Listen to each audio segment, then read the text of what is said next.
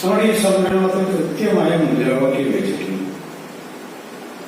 3 മുദ്രാവാക്യങ്ങളാണ് വെച്ചിരിക്കുന്നത്. ഒന്ന്, ദളിത് ക്രൈസ്തവർക്ക് പട്ടികജാതി പദവി നൽകി ജനസംഖ്യാനുപാതികമായ സംവരണം നൽകണം. 2, ക്രൈസ്തവ സഭാ സ്ഥാപനങ്ങളിൽ ദളിത് ക്രൈസ്തവർക്ക് മതിയായ പ്രാതിനിധ്യം നൽകണം. 3, ജാതി സെൻസസ് അടിയന്തരമായി നടപ്പിലാക്കണം. അതാണ് നമ്മൾ ഡിമാൻഡ്. ഇതിന്റെ ഒരു പശ്ചാത്തലം മാത്രമാണ് ഞാൻ നിങ്ങളോട് പറയുന്നത്. കേരളത്തിൽ ദളിത് ക്രൈസ്തവർ ഏതാണ്ട് കേരളത്തിലെ ജനസംഖ്യയിൽ 7-8% വരുന്നൊരു ജനതയാണ്. ഏതാണ്ട് 25-30 ഇടയ്ക്ക് ജനസംഖ്യ വരുന്ന ഒരു ജനവിഭാഗമാണ് കേരളത്തിലെ ദളിത് ക്രൈസ്തവർ. അവരെ പരിവർത്തിത ക്രൈസ്തവരായി പരിഗണിച്ച് ബാക്ക്വേർഡ് ക്രിസ്ത്യാനിയായി പരിഗണിച്ച് 1% സംവരണം നൽകുന്നുണ്ട് കേരളം. അവർക്കും മറ്റ് ശുപാർശിത വിഭാഗങ്ങൾക്കുമായി കോർപ്പറേഷൻ എന്ന് പറഞ്ഞാൽ കേരളത്തിൽ ഭരണപരമായി ഒരു വിഭാഗം എന്ന നിലയിൽ പരിവർത്തിത ക്രൈസ്തവരെ ഗവൺമെന്റ് അംഗീകരിച്ചിട്ടുണ്ട്. എന്നാൽ അവർക്ക് 1% സംവരണമേ കൊടുക്കുന്നുണ്ട്. അത് ഈ 1%ആകാൻ കാരണം എന്നറിയോ? ഇന്ത്യക്കകത്ത് ഇന്ത്യൻ ഭരണഘടന അനുസരിച്ച് ജനസംഖ്യാനുപാതികമായ സംവരണത്തിന് അർഹതയുള്ള ഒരേ ഒരു വിഭാഗം പട്ടികജാതിക്കാരും പട്ടികവർഗക്കാരും മാത്രമാണ്. പിന്നോട്ടക്കാർക്ക് സംവരണം ഉണ്ടാവും, പക്ഷെ ജനസംഖ്യാനുപാതികമായ സംവരണം അവർക്കില്ല. 26% വരുന്ന മുസ്ലിങ്ങൾക്ക് കേരളത്തിൽ 11% സംവരണം. ഏതാണ്ട് 25% വരുന്ന ഈഴവർക്ക്, 24% വരുന്ന ഈഴവർക്ക് 14% സംവരണം. അപ്പൊ നമ്മൾ ഈ ദളിത് ക്രൈസ്തവരെ ബാക്ക്വേർഡ് ക്രിസ്ത്യൻ, പിന്നാക്ക ക്രിസ്ത്യാനിയായി പരിഗണിച്ചതിലൂടെ അൺടച്ചബിൾ കാസ്റ്റ് അല്ലാതായി മാറുകയും പെയ്ത്ത വിഭാഗം അല്ലാതായി മാറുകയും ജനസംഖ്യാനുപാതികമായ സംവരണം അവരുടെ ആവശ്യമല്ലാതായി മാറുകയും ചെയ്യുന്നതാണ് ഈ 1% സംവരണത്തിന്റെ പിന്നിലുള്ള ഒരു അപകടം. ഈ 1% സംവരണം കിട്ടിയത് വെറുതെ കിട്ടിയതല്ല. അത് വി.ഡി. സാറിന്റെ ഒരു സമരത്തിലൂടെ കൈവന്ന ഒരു കാര്യമാണ്. രണ്ടാമത്തെ ഒരു പോയിന്റ്, കേരളത്തിൽ ദളിതർ മാത്രമേ ക്രിസ്തുമതം സ്വീകരിച്ചിട്ടുള്ളൂ. അല്ല, കേരളത്തിലെ എല്ലാ ജാതിയും ക്രിസ്തുമതം സ്വീകരിച്ചു. ഒരു ചരിത്രകാരൻ പറയുന്നത് കേരളത്തിൽ ഏറ്റവും കൂടുതൽ ക്രിസ്ത്യാനികൾ ഉണ്ടായിട്ടുള്ളത് തീരദേശ ജനതയിൽ നിന്നാണ്, മുക്കുവരിൽ നിന്നാണ്. മുക്കുവ മേഖലയിൽ ക്രൈസ്തവ സഭയ്ക്ക് വലിയ സ്വാധീനമുണ്ട്, നമുക്കറിയാം. നമ്പൂതിരിമാർ ക്രിസ്തുമതം സ്വീകരിച്ചു. ഇപ്പോഴും നീലപ്പേരും നീലപ്പേരുകളോട് പങ്കെടുക്കേണ്ട ആളാണ്. ഇപ്പോഴും ഉള്ളാട സമുദായത്തിൽ നിന്നും പരിവർത്തനം ചെയ്ത സുറിയാനി ക്രിസ്ത്യാനിയായി പരിഗണിക്കപ്പെടുന്ന ഒരു കുടുംബം ഇപ്പോഴും നീലപ്പേരുണ്ട്. അവർ ഉള്ളാടന്മാരാണെന്ന് രഹസ്യമൊക്കെ പറയും. അയാളെ അത്യാവശ്യം പൈസയൊക്കെ ഉണ്ടാക്കിയ കുടുംബാടികളുണ്ട്, പള്ളികാരന്മാരുടെ ബന്ധത്തിന്. അപ്പോ നായന്മാർ മാറിയിട്ടുണ്ട്, ഈഴവർ മാറിയിട്ടുണ്ട്.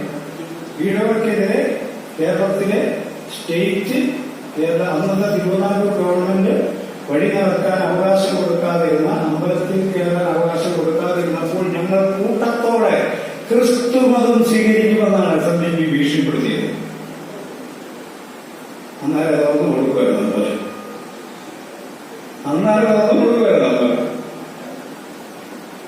ഇവരെല്ലാം ചേർന്നപ്പോൾ അവരെല്ലാം ക്രിസ്ത്യാനികളായി ജയിച്ചു. നമ്പൂതിരി ചേർന്നപ്പോൾ, നായരി ചേർന്നപ്പോൾ, ഈഴവൻ ചേർന്നപ്പോൾ ക്രിസ്ത്യാനിയായി ജയിച്ചു. എന്നാൽ പുലേനും പറയുന്ന ഉള്ളാടനുമൊക്കെ അടങ്ങുന്ന ദളിത ക്രിസ്ത്യാനിയായപ്പോൾ ജയിക്കാതെ നിൽക്കുമോ, ഇവർക്ക് മാറി നിൽക്കുമോ? അവനെ ലയിച്ചിട്ടും ഒരു ക്രിസ്ത്യാനി ആവുന്നില്ല. വലിയൊരു തടസ്സം നേരിടുക. എന്താണ് ആ തടസ്സം? നമ്മൾ ഈ കാര്യങ്ങൾ വ്യക്തമായി മനസ്സിലാക്കിയിട്ട് നമ്മൾ എന്താ പറയുന്നത്, എന്തിനാ പറയുന്നത് പിടികിട്ടാതെ. എന്താണ് തന്നെ പോലെ തന്നെ എല്ലാവരെയും സ്നേഹിക്കണമെന്ന് പറയുന്ന വിശുദ്ധ ബൈബിളിനെ വിശ്വസിച്ച് ഞാൻ അങ്ങോട്ട് ചെല്ലുമ്പോൾ നീ അങ്ങ് മാറി നിൽക്കി പറയാനല്ലേ, നീ ഉള്ളാടനല്ലേ, നീ ഉയരനല്ലേ എന്നോട് പറയുന്നത് എന്താണ് അതിന്? എന്താ എനിക്ക് ലയിക്കാൻ പറ്റാത്തത്? എന്താ തടസ്സം? എന്താ? ഞാൻ എല്ലാവരും വിചാരിക്കുന്നത് എനിക്ക് അയത്തോടുകൊണ്ടാണ്. അയത്തോടുകൊണ്ടൊന്നുമല്ല, എനിക്കൊക്കെ പൈസ ഇല്ലാത്തതുകൊണ്ടാണ്. പൈസ ഇല്ലാത്തതുകൊണ്ടുമല്ല, എനിക്ക് വൃത്തിയില്ലാത്തതുകൊണ്ടാണ്. എനിക്ക് വൃത്തിയില്ലാത്തതുകൊണ്ടൊന്നും വിദ്യാഭ്യാസം ഇല്ലാത്തതുകൊണ്ടൊന്നുമല്ല. സുറിയാനി ക്രിസ്ത്യാനികൾ കേരളത്തിൽ ഒരു മതവിഭാഗമല്ല, അവരൊരു ജാതിയാണ്. അവർ ഒരു ജാതിയാണ്. ഇതാ എന്റെ കാര്യം. അതുകൊണ്ട് അവര് സുറിയാനി ക്രിസ്ത്യാനികൾ കുടേനെ പറയുന്നത് കെട്ടിയാൽ, കാരണം അവർ വേറെ ജാതിയാണ്. മാർത്തോമ സഭയിലെ സുറിയാനി ക്രിസ്ത്യാനിക്ക് CSI സഭയിലെ സുറിയാനി ക്രിസ്ത്യാനിക്കും പാലാരൂപതയിലെ സുറിയാനി ക്രിസ്ത്യാനിയും കിട്ടുന്നതിന് പ്രശ്നമില്ല. സ്വന്തം പള്ളിക്കകത്ത് ക്രിസ്ത്യാനി തെറ്റാനാണ് പ്രശ്നം എന്ന് പറഞ്ഞാൽ ഇതൊരു ജാതിയായിട്ടാണ് ഈ സഭയ്ക്കകത്ത് കാര്യങ്ങൾ പ്രവർത്തിക്കുന്നത്. ജാതിയുടെ ഏറ്റവും പ്രധാനപ്പെട്ട ബലം ഇന്റർകാസ്റ്റ് മാരേജ് നടക്കില്ല എന്നതാണ്. കുലയും പറയാനും കേട്ടില്ല, പറയും പോകാനും കേട്ടില്ല, ഇവരാരും നായരെ കേട്ടില്ല. ഇനി അവർ കെട്ടാൻ ചെന്ന നായരുണ്ട്, അമ്മ ചെയ്തില്ല. നായർ ഈഴവനെ കെട്ടത്തില്ല, ഈഴവൻ ബ്രാഹ്മണനെ കെട്ടത്തില്ല. ആ ഉറപ്പാണ് ജാതിയുടെ നിലനിൽക്കുന്നത്. ഇതാണ് പള്ളി ചേർന്ന ദളിതരുടെ യഥാർത്ഥത്തിലുള്ള സെഗ്രിഗേഷന്റെ മാറ്റി നിർത്തലിന്റെ കാതലെന്ന് പറയുന്നത് നമ്മൾ ജാതിയാണെന്നുള്ളത് മാത്രമല്ല, സുറിയാനി ക്രിസ്ത്യാനീസ് ആർ ഓൾസോ എ കാസ്റ്റ്. അവരും ജാതിയാണ്. ഈ രണ്ടും ജാതിയായതുകൊണ്ടാണ് ജയിക്കാൻ പറ്റാതെ പോകുന്നത്. മറ്റവർക്ക് ജാതി ഇല്ലാതെ നമുക്ക് ജയിക്കാറില്ല. അവരും ജാതിയാണ്, ദളിത് ക്രിസ്ത്യാനികളും ജാതി. അതുകൊണ്ടാണ് ഇതിന് ജയിക്കാൻ കഴിയാതെ വരുന്നത് നമ്മൾ ചരിത്രപരമായ സാമൂഹ്യശാസ്ത്രപരമായ യാഥാർത്ഥ്യബോധം നമുക്കുണ്ടാവണം. ഇത് നേരത്തെ കൺവേർട്ട് ചെയ്താലും പിന്നെ കൺവേർട്ട് ചെയ്താലും ജാതി നിലനിൽക്കുന്നതുകൊണ്ടാണ് ഈ വിഭജനവും തുടരും എന്നതാണ് യാഥാർത്ഥ്യം. ഈ സുറിയാനി ക്രിസ്ത്യാനികൾ ജാതിയാണെന്ന് പറഞ്ഞാൽ പറഞ്ഞ ഈ പള്ളിയുടെ കഥയാണ്. ഈ മിഷണറിമാരുള്ളതെന്ന് കുരേനും പറയുന്നതൊക്കെ കൺവേർട്ട് ചെയ്യാൻ ശ്രമിച്ചപ്പോൾ അത് പറ്റിയെന്നാലാണ് കേരളത്തിൽ ആദ്യം പറഞ്ഞത്. നമ്മുടെ വിചാരികളെ വിശ്വഹിന്ദു ലക്ഷ്യത്തൊന്നുമല്ല, സുറിയാനി ക്രിസ്ത്യാനെ പറയുന്നത്. മനസ്സിലായ സ്വന്തം മതത്തിലേക്ക് ആളെ ചേർക്കേണ്ടത് ഏതെങ്കിലും മതവിഭാഗം പറയുന്നുണ്ടെങ്കിൽ അത് സുറിയാനി ക്രിസ്ത്യാനി മാത്രമേ ലോകത്തുള്ളതാണ് നമ്മൾ അറിയേണ്ടത്. എത്ര കടുത്ത വിരോധാത്മകമാണ് ഈ മനുഷ്യരുടെ പുറത്തുന്നത്. ഇതൊക്കെ അവൻ പറഞ്ഞ കേട്ടു. നമ്മുടെ വിമോചനം സാധ്യമാകുമെന്ന് വിചാരിച്ചു നമ്മുടെ ദളിതക്രിസ്ത്യാനിയുടെ വിശ്വാസത്തെ, ദളിതക്രിസ്ത്യാനി ഒരാളുടെയും വിശ്വാസത്തെ നമ്മൾ ചോദ്യം ചെയ്യരുത് എന്നൊരു അഭിപ്രായം ദളിത് സമുദായമുണ്ട്. വിശ്വസിക്കണം, പക്ഷെ തെറ്റിദ്ധരിച്ചു. വിശ്വാസം പറഞ്ഞ നമ്മുടെ കാര്യങ്ങൾ തെറ്റിദ്ധരിക്കണം. അപ്പൊ ഇവര് ഏത് തരത്തിൽ നോക്കിയാലും ഈ ദളിത് ക്രിസ്ത്യൻ അവകാശങ്ങളെ നിഷേധിക്കുന്നത് നിർണായകമായ പങ്ക് ഇവരെടുക്കുന്നതിന്റെ കാരണം അവർ ജാതിയാണ്. ഇവര് ജാതിയാണുള്ളത്, ആചാരപരമായ ജാതിയായിരുന്നു. ഈ അമ്പലത്തിൽ വെക്കുന്ന പൈസ കുലയും പറയുന്നൊക്കെ എങ്ങനെയാണോ വിശ്വാസം.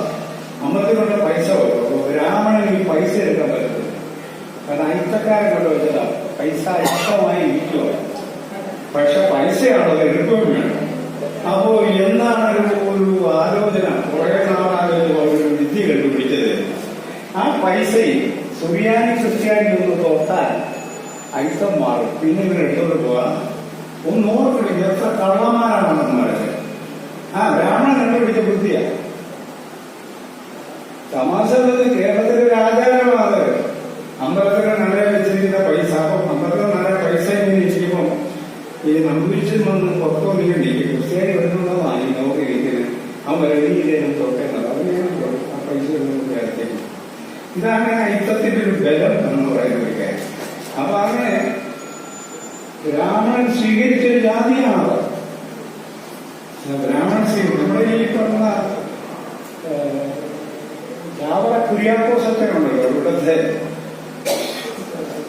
മാന്നാനത്തെ. ഈ പുള്ളിയുടെ കുടുംബത്തെ ആലപ്പുഴയിൽ കൊണ്ടുപോയി എന്തിനാണെന്നറിയാമോ? പൈസ കിട്ടതാണ്. അവിടുത്തെ ഒരു അമ്പലക്കാരെ വിളിച്ചോണ്ട് പോയതേ, കുഴങ്ങാടികളാ അവരെ വിളിച്ച് ആലപ്പുഴയെ കൊണ്ട് താമസിപ്പിച്ച് ഈ പൈസ തൊടാൻ വേണ്ടി പ്രത്യേകം ഇവിടുന്ന് കൊണ്ടുപോയതാണ്. അപ്പോ ആചാരപരമായി ഇവർ ക്രിസ്ത്യാനികൾ സവർണരാണ്, ഐക്യം പാലിക്കുന്നവരാണ്. അതുകൊണ്ടാണ് പള്ളിക്കകത്ത് നമുക്ക് സ്ഥാനമില്ലാത്തത്. ഇത് മനസ്സിലാക്കാനായിട്ട് PhD ഒന്നും വേണമെന്ന്. നമ്മൾ നമ്മുടെ ജീവിതത്തെ തന്നെ പരിശോധിക്കാൻ. മൂന്നാമത്തെ ഒരു പോയിന്റ്, എന്നതൊക്കെ പറയുമ്പോൾ ഈ തത്വത്തിൽ ബൈബിളിനകത്ത് ജാതി ചെയ്തോ അതവരെപ്പോഴും ആർട്ടിക്കുലേറ്റ് ചെയ്തു. ഈ ജോൺ ജോസഫ് 1935 ബ്രിട്ടീഷുകാർക്കൊരു പരാതി അയച്ചു. ഞങ്ങളുടെ സഭയിൽ ജാതിയോ, ഞങ്ങളുടെ ശവം മാറി വേറെ കുഴിച്ചിടുക, തെമ്മാടിക്കുഴിക്കുള്ള രാത്രി കുഴിച്ചിടുക, ഇതിനൊരു പരിഹാരം ഉണ്ടാക്കണം. അപ്പോൾ ഇവിടെ ഒരു പള്ളിയുണ്ട്, നല്ല ഇടയൻ പള്ളിയാണ്. മോശമായ പള്ളിയാണ് അത് കേട്ടോ. ചരിത്രത്തിൽ നല്ല ഇടയൻ പള്ളി എടുത്ത സുറിയാനി ക്രിസ്ത്യാനിയുടെ ബുദ്ധിയല്ല പറഞ്ഞത്. അവരുടെ ആൾക്കാരെ വിളിച്ചു, സുറിയാനി ക്രിസ്ത്യാനിയെ വിളിച്ചു, ദളിത് ക്രിസ്ത്യാനിയെ വിളിച്ചു.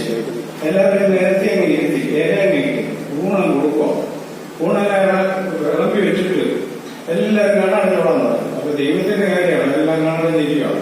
ഒരു ഫോട്ടോയിലെടുത്ത് നേരെ ബ്രിട്ടീഷ് പാർലമെന്റ് അയച്ചു കൊടുക്കുക. ഇവിടെ ഒരു വിവേചനവും ഇല്ലെന്ന് ഓർക്കണം. ഇത് പറയുമ്പോൾ ഉള്ളിൽ യഥാർത്ഥ വലിയ സങ്കടമാണ്. അന്ന് പാമ്പാടി ജോൺ ജോസഫ് അന്ന് ഭരിക്കുന്ന മഹാരാജാവിന്റെ കാല് പിടിച്ചാണ് ജീവൻ രക്ഷിച്ചെടുത്തത്.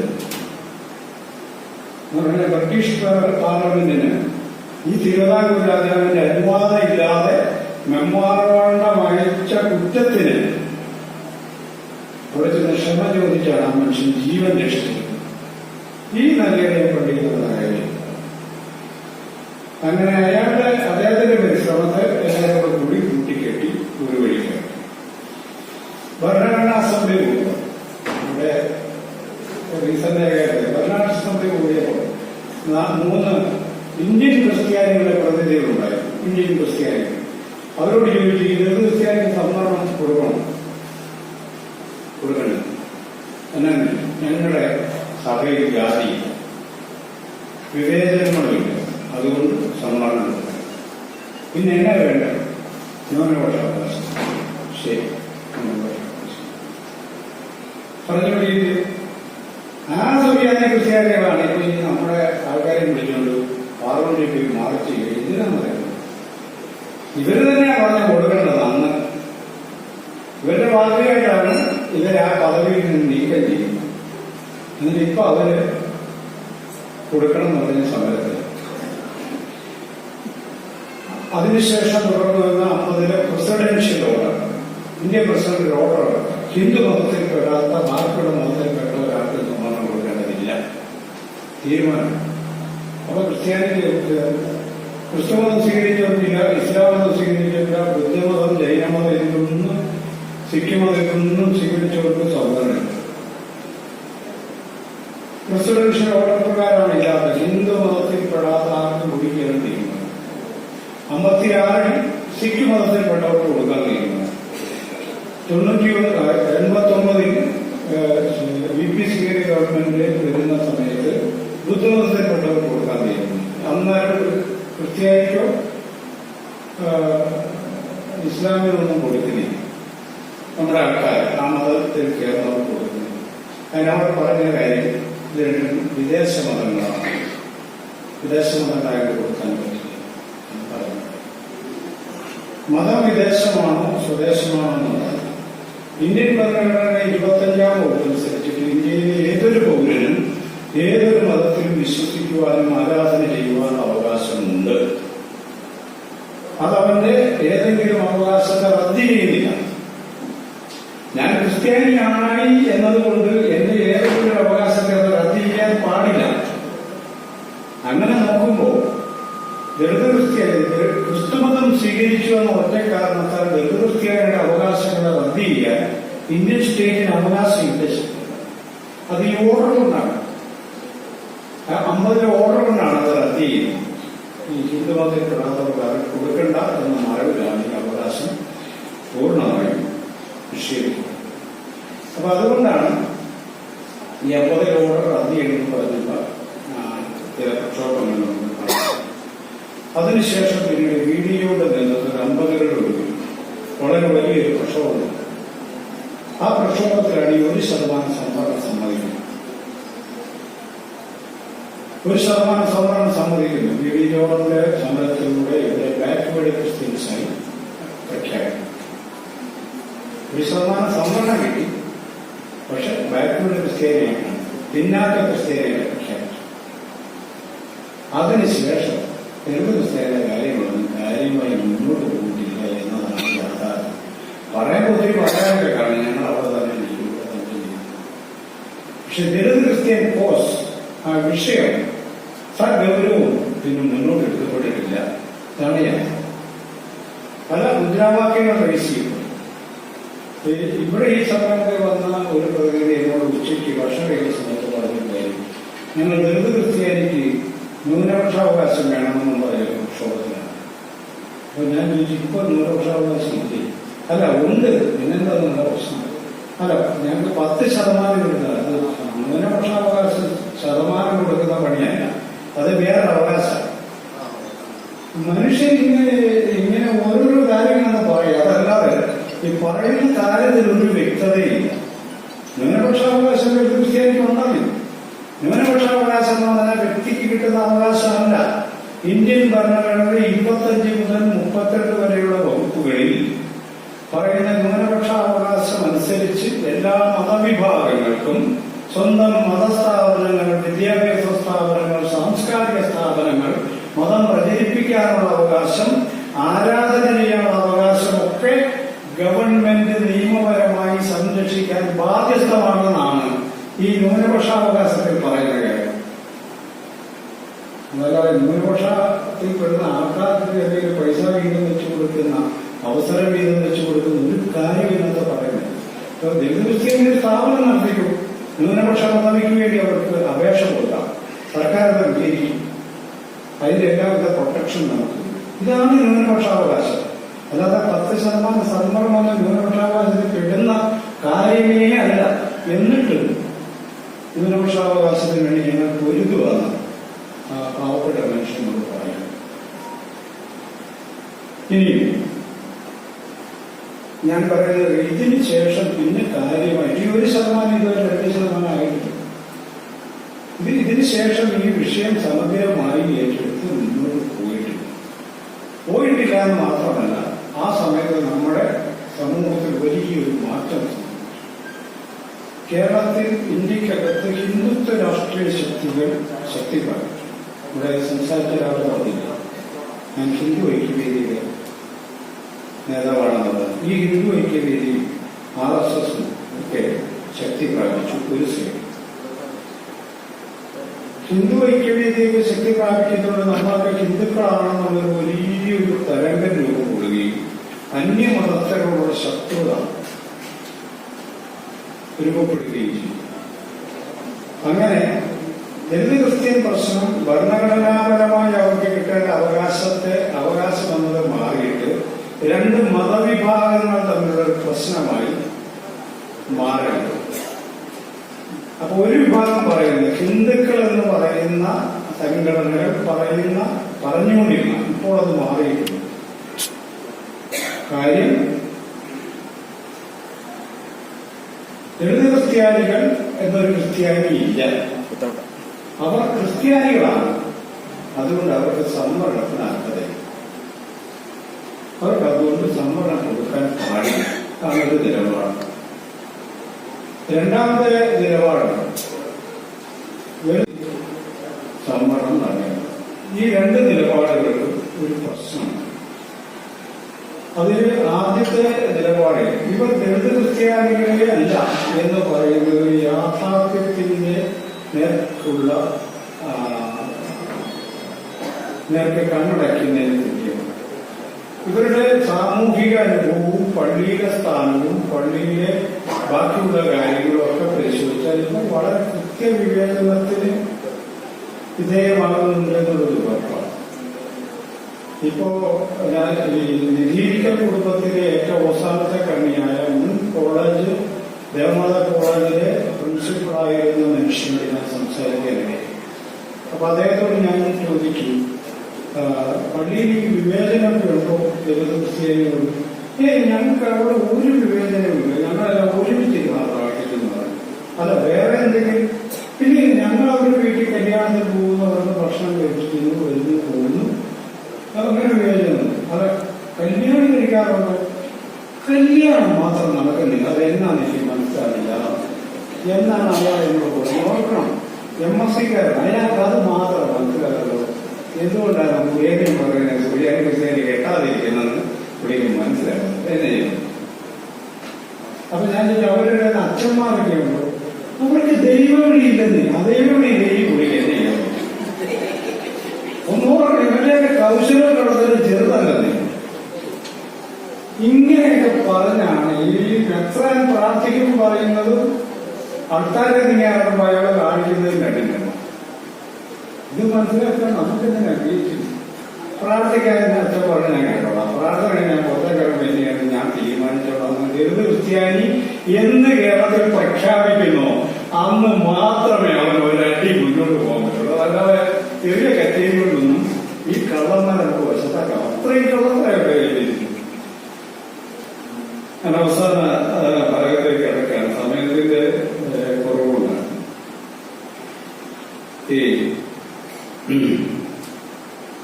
ഈ സംഘികൾ ഒരു സൈഡിൽ നിന്നുകൊണ്ട് അവർ ക്രിസ്ത്യാനികളാണെന്ന് പറയുകയും ഹിന്ദു സംഘടനകളെ കൊണ്ടത് പറയിപ്പിക്കുകയും ചെയ്തൊരു മെക്കാനിസം കേരളത്തിൽ ഹിന്ദു പാർലമെന്റിന്റെ അധികാരി ആരാന്നറിയോ? അത് നമ്മളത് ശ്രദ്ധിക്കണം. ഞങ്ങളുടെ നാട്ടുകാരനായ KPMS ഒരു നേതാവാണ് ഹിന്ദു പാർലമെന്റിന്റെ അധികാരി എന്ന് പറയുന്നത്. ഈ കോട്ടയം ജില്ലയിലുള്ള ഒരു ഹിന്ദു സംഘടന, രണ്ട് സംഘടനകളെ എനിക്ക് നേരിട്ടറിയാം. അവരുടെ മീറ്റിംഗൊക്കെ നടക്കുന്നത് വിശ്വഹിന്ദു പരിഷത്തിന്റെ ഓഫീസിലാണ്. ഇത് തമ്മിൽ എങ്ങനെയുണ്ടോ? അപ്പൊ ഇതൊരു കണക്ഷനാണ്. ഇതിലൂടെയാണ് അത് അവർ ഓപ്പറേറ്റ് ചെയ്യുന്നത്. ക്രിസ്ത്യാനികൾക്ക് കൊടുക്കണം. മെത്രാൻ ഇതേ പണിയിലായിരുന്നു. മെത്രാൻ അനുഗ്രഹിച്ചുള്ളൂ. എന്താ അനുഗ്രഹിച്ചുള്ളൂ? പട്ടിക ലിസ്റ്റിൽ ഉൾപ്പെടുത്തണം എന്ന് പറയുന്നത് തിരുവനന്തപുരത്ത് പോയി സമയം ചെയ്യാൻ മെത്രാൻ അനുഗ്രഹിച്ചുള്ളൂ. പുള്ളിയുടെ തൊട്ട് കൺമുന്നിലാണ് അൽഫോൺസ കോളേജും പാലാ സെന്റ് തോമസ് കോളേജിൽ ഇരിക്കുന്നത്. അവിടെ രണ്ടുപേർക്ക് ജോലി കൊടുക്കുന്ന പുള്ളിക്ക് ഒരു താല്പര്യമില്ല. പട്ടികക്കാരുടെ അടുത്തേക്ക് ഓടാനാണ് പറയുന്നത്.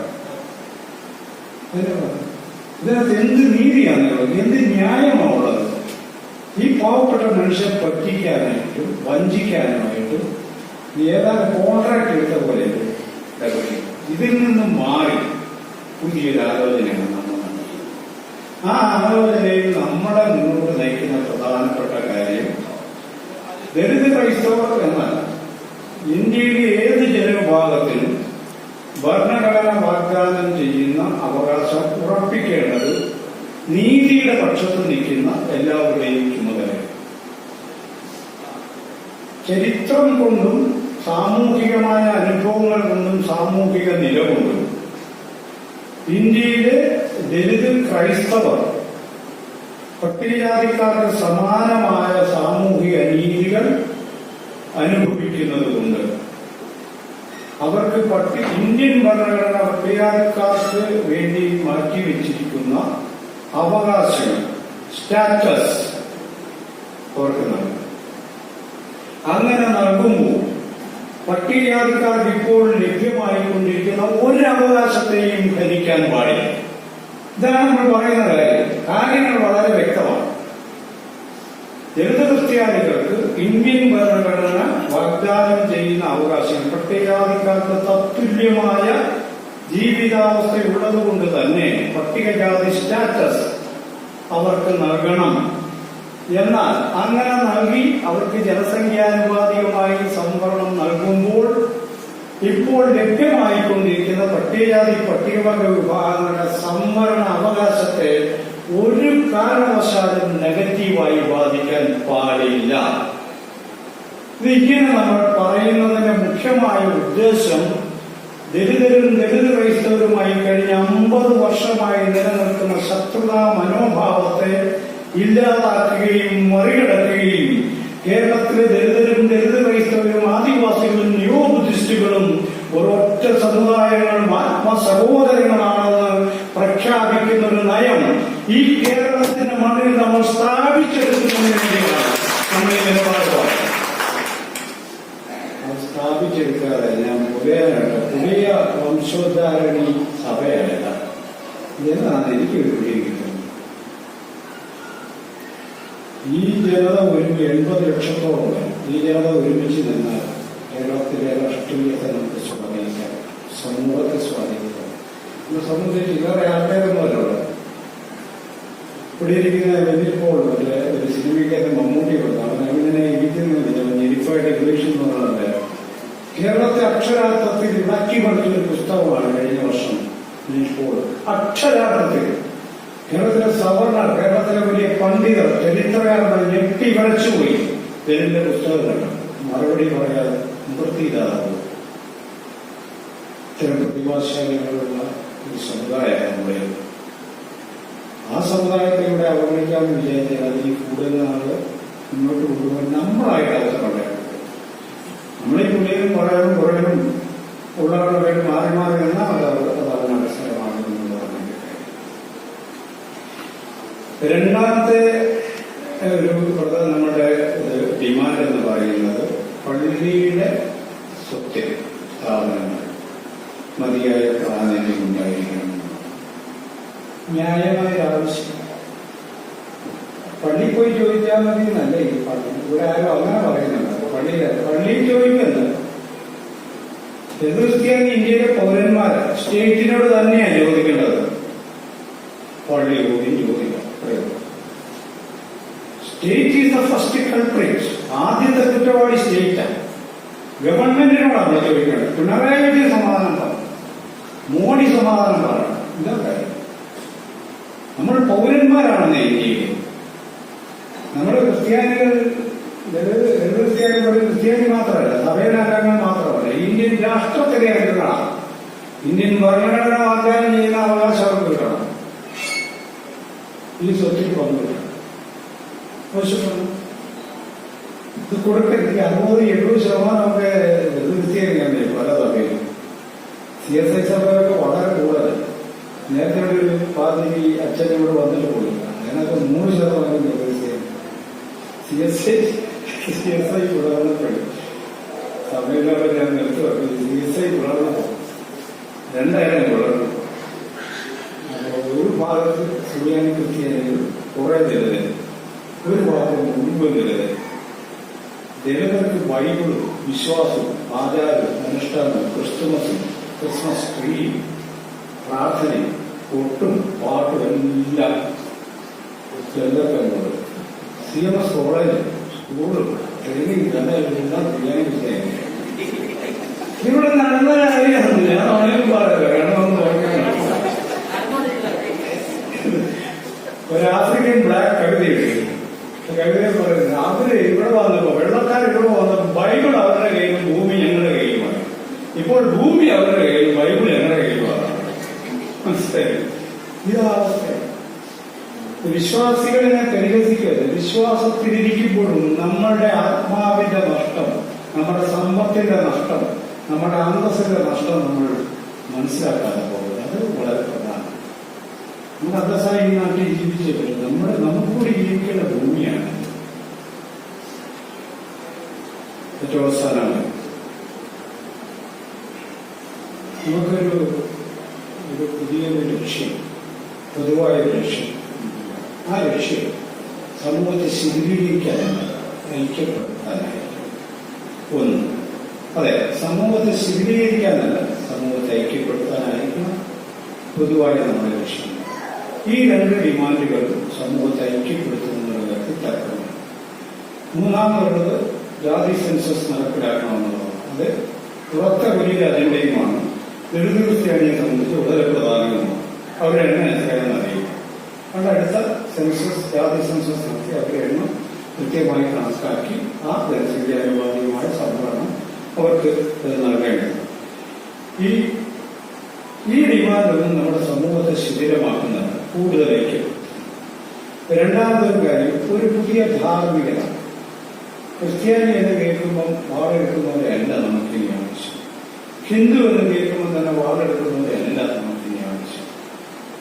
ആദിവാസി എന്ന് കേൾക്കുമ്പോൾ ജോലിയില്ലാത്തവരും പണിയെടുക്കാത്തവരാണെന്ന് പറയുന്നതല്ല നമുക്കിനി ആവശ്യം.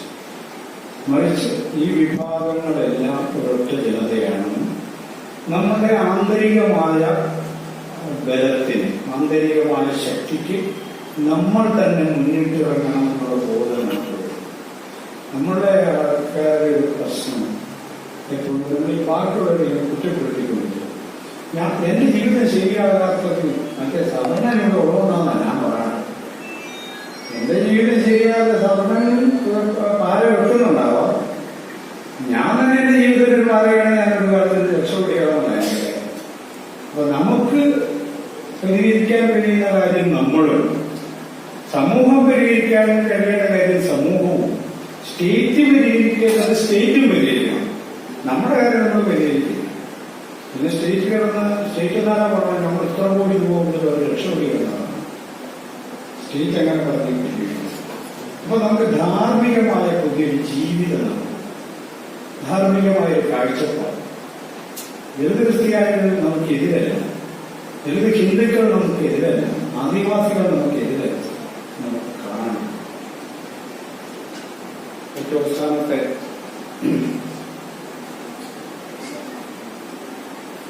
ഈ പൊതുവെ ലക്ഷ്യത്തെ സംബന്ധിച്ച് നമ്മൾ എന്തുകൊണ്ടാണ് ലിസ്റ്റിൽ ഉൾപ്പെടണമെന്ന കാര്യം പറയാത്തത് എന്ന് ഞാൻ വിശദീകരിച്ചു എന്നാണ് ഞാൻ മനസ്സിലാക്കുന്നത്. ഇതിനെല്ലാം ഒരു പരിഹാരമായി പൊതുവിൽ നിശ്ചയിക്കപ്പെടുന്നത് രാഷ്ട്രീയ അധികാരം എന്നാണ് പറയുന്നത്. തീർച്ചയായും നമുക്ക് ആവശ്യമാണ്. രാഷ്ട്രീയ അധികാരത്തിൽ ചില മുന്നുപാധികൾ നമ്മളത് കാണാതിരുന്നു. രാഷ്ട്രീയ അധികാരം നമുക്ക് കരഗതമാകണമെങ്കിൽ നമ്മളതിന് പാകപ്പെട്ട, അതിന് തയ്യാറെടുക്കുന്ന ഒരു ജനത കൂടിയായിരിക്കണം. നമുക്കിവിടെ എത്ര എണ്ണം ഉണ്ടായിട്ട് കാര്യമില്ല. ഇവിടെ വോട്ടേഴ്സ് ലിസ്റ്റ് എടുത്തിട്ട് എത്ര ദളിതരുണ്ടെന്ന് കണക്കെടുത്താൽ നമ്മുടെ വോട്ടാകും. നമ്മുടെ വോട്ടാകണമെങ്കിൽ അത് നമ്മുടെ വോട്ട് നമ്മുടെ ഒരു അവകാശമാണ്. അത് നമ്മൾ സ്വയം വിനിയോഗിക്കേണ്ടതാണ്. അത് നമ്മുടെ സമുദായത്തിന്റെ അഭ്യുന്നതിക്ക് വേണ്ടി ഉപയോഗിക്കുന്നതാണെന്ന് കരുതുന്ന ഒരു സമുദായം ഇവിടെ വേണം.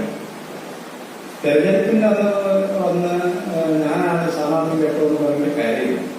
ജനങ്ങളോട് നിരന്തരം ഇടപെടുന്ന സംഘടനയും നേതാക്കളും, അത്തരം നേതാക്കൾക്ക് നിന്നാ വോട്ടിന്. നമ്മളിപ്പോ ഈ കമ്മ്യൂണിസ്റ്റ് പാർട്ടിക്ക് എന്തെങ്കിലും 13,000 ലക്ഷക്കണക്കിന് രൂപ നടത്തിയിരിക്കുന്നു.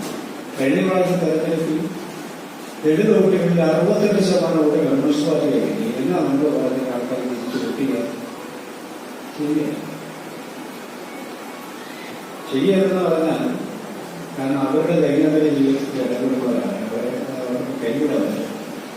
നമ്മളതുപോലെ തന്നെ നമ്മുടെ സമുദായത്തിന്റെ അഭ്യുന്നതിക്ക് വേണ്ടി പ്രവർത്തിക്കുന്ന, നിരന്തരം ഇടപെടുന്ന, സാമ്പത്തികമായി അവരെ ശക്തിപ്പെടുത്തുന്ന, വിദ്യാഭ്യാസപരമായി ശക്തിപ്പെടുത്തുന്ന പ്രവർത്തനങ്ങൾ കൊണ്ട് നമ്മൾ വലിയ മാതൃകയുണ്ടാകും. തീർച്ചയായും സമുദായം നമ്മുടെ കൂടെ നിൽക്കും. സമുദായം നമ്മുടെ കൂടെ നമുക്ക് മെയിൻ സ്ട്രീം പൊളിറ്റിക്കൽ പാർട്ടിയായിട്ടാണ് നമ്മൾ ഭാഗം. ഇവിടെ രാഷ്ട്രീയ പട്ടികാതി സദസ്സുകളെല്ലാം കേൾക്കാറ്. ആരോടാ ഈ പറയണം? ഉമ്മൻചാണ്ടിയുടെ വീട്ടിൽ കുഞ്ഞിന് കൊടുക്കാൻ പോയ രാഷ്ട്രീയ പാർട്ടിയുടെ അറിയാവും. കേരളത്തിലൊരു ദരിദ്ര മുൻകൈ വരുന്ന രാഷ്ട്രീയ പാർട്ടി ഉമ്മൻചാണ്ടിയുടെ വീട്ടിൽ ചെന്നു. ഞായറാഴ്ച കൂടി അവിടെ ഉണ്ടാവുമല്ലോ, രാവിലെ എന്നാ വന്നേ ഞങ്ങൾ പിന്തുണ UDF പിന്തുണ തരാമെന്ന്. എന്നാ ശരി എന്തിനാ പിന്തുണ കഴിയുമ്പോൾ നിങ്ങൾ വീട്ടിൽ പോകാം. നിങ്ങളോട് എനിക്ക് നിങ്ങൾ ഏത് പാർട്ടിയുടെ ആളാണെന്ന് ചോദിക്കുന്നില്ല. ഈ വന്നത് ആരൊക്കെയാണെന്ന് ചോദിക്കുന്നു. വന്നാൽ ഒരാളെ ഉമ്മൻചാണ്ടി അറിയുന്നില്ല. ഇതൊന്നും രാഷ്ട്രീയമല്ല. വെറുതെ നിങ്ങൾ തെറ്റിദ്ധരിക്കുന്നത് രാഷ്ട്രീയമാണ്. കേരളത്തിൽ രാഷ്ട്രീയത്തിൽ ഇടപെടുക എന്ന് പറഞ്ഞാൽ മെയിൻ സ്ട്രീം രാഷ്ട്രീയത്തിൽ ഇടപെടുക എന്നാണ്. നമുക്ക് രണ്ടുപേരെ നമ്മളുടെ കാര്യങ്ങൾക്ക് വേണ്ടി വീറോടെ വാദിക്കുന്ന, വ്യക്തമായി വാദിക്കുന്ന, സ്വന്തം സമുദായത്തെ ഒരു ഘട്ടത്തിൽ പോലും കൈയൊഴിയാത്ത 2 പ്രതിനിധികളെ കേരള നിയമസഭയിൽ എത്തിക്കാൻ കഴിയുന്ന ടാക്ടിക്സിനെയാണ് നമ്മൾ രാഷ്ട്രീയം എന്ന് വിളിക്കുന്നത്. അതല്ലാതെ പഞ്ചായത്ത് പോലും ഒരിക്കലും ഉണ്ടാകില്ല, വിദൂരസ്ഥമായി വരില്ല. അതിന്റെ പുറകെ അതൊക്കെ വിട്ടേക്കാം. പൊളിറ്റിക്കൽ പാർട്ടികൾ നമുക്ക് പറ്റും. എനിക്ക് നല്ല ആത്മവിശ്വാസമുണ്ട്.